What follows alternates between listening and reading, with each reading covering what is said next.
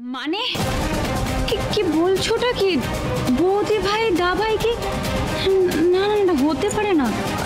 অবশ্য তখন আমি একবার বেবির আওয়াজ শুনতে পেলাম, কিন্তু ছোট বৌদি তখন তলপেটে এত ক্র্যাম্প তুলো যে আমি নেমে আসতে পারিনি।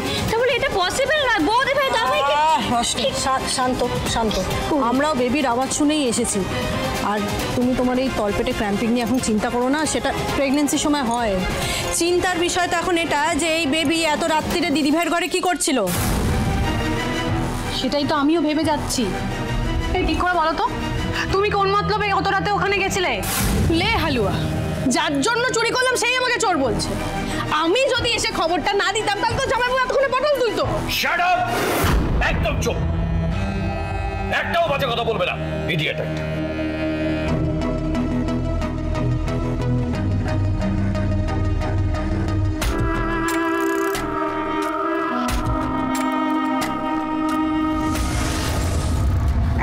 ঠাসিয়ে থাপ্পড় মারবো না, একেবারে অলক্ষণে কথা বলা বের করে দেবো তোমার। হ্যাঁ সেই তো, আমি তো গরিব, আমি যদি কারোর ভালো করি তবুও তো আমি খারাপ হয়ে যাব।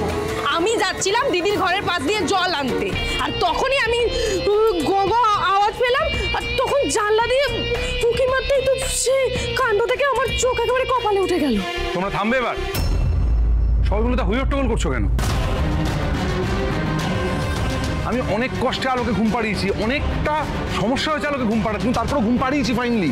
আলো ঘুমোচ্ছে এখন, তোমরা হইহট্টগোল করছো কেন? কি হয়েছে? প্রবলেমটা কোথায়? ও এমনি এমনি হই হট্টগোল করেনি দাদা।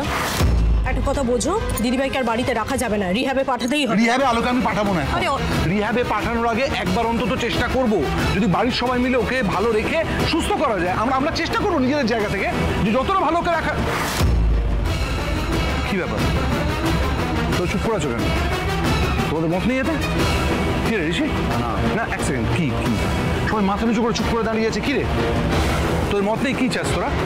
আলোকে রিহ্যাবে পাঠিয়ে দিই, বাড়িতে সবাই মিলে একবার ভালোবাসা দিয়ে চেষ্টা করবো ওকে ভালো রাখা। সবাই চুপ করে দাঁড়িয়েছিস? না আলো তো একটা ট্রমার মধ্যে আছে, ও তো একটা যন্ত্রণার মধ্যে আছে, সেই ট্রমাটা থেকে তো বের।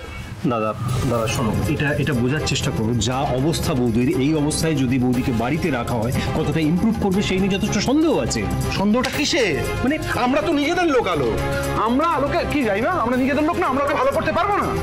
হ্যাঁ পারবি, কিন্তু বড়দা ভাই তুই বুঝতে পারছিস না, বড় বৌদি তো এখন হিংস্র হয়ে রয়েছে, যে কোনো মুহূর্তে আমাদের কাউকে যদি অ্যাটাক করে দেয়। মানে তোকে অ্যাটাক করেছে?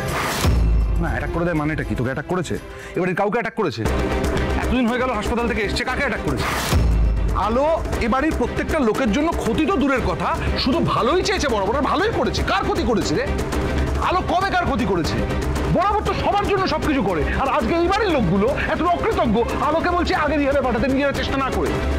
যে মানুষটা সবসময় এবারের লোকেদের ভালো চেয়েছে, কি ঋষি? আলো কার ক্ষতি করেছে? বলছে অ্যাটাক করেছে, অ্যাটাক করবে। কি বলছে? না সেটাই বলছে আলো নাকি অ্যাটাক করবে। আলো কাকে অ্যাটাক করবে? আলো কোনোদিন কাউকে অ্যাটাক করবে না। ও এই আরে যে বেবি, তুমি দরজা নক করনি কেন? সবাইকে জানিয়ে সবাইকে সবার মনের মধ্যে ভয় ঢুকিয়েছো তো তুমি? সবাই এই সিন ক্রিয়েটটা করার দরকার ছিল তো। শোনো তুমি শান্ত হও, তোমার ইমোশনটা সবাই বুঝতে পারছে। হ্যাঁ ঠিক আছে, ও সিন ক্রিয়েট করেছে, কিন্তু যেটা বলেছে ভুল বলেনি, সেটা বোঝার চেষ্টা করো। বাড়িতে আমরা কেউ কি দিদিকে হ্যান্ডেল করতে পারছি, ম্যানেজ করতে পারছি না তো? একদিন তোমার মুখের উপরে বালিশ চাপা দিচ্ছে, রেগে গিয়ে কালকে অন্য কিছু করে বসবে, তখন কে দায়িত্ব নেবে? রিহ্যাবে না পাঠিয়ে তো উপায় নেই। সেটা তোমার এই নেগেটিভ কথাগুলো বলা বন্ধ করবে প্লিজ। আমি খারাপ সবসময়। এক্স্যাক্টলি। আরে বাবা, আমরা তো অ্যাটলিস্ট ট্রাই করি। আর ছোট বৌদি তুমি তো ভেবেই নিয়েছো যে বৌদি ভাই আর কখনোই ঠিক হবে না।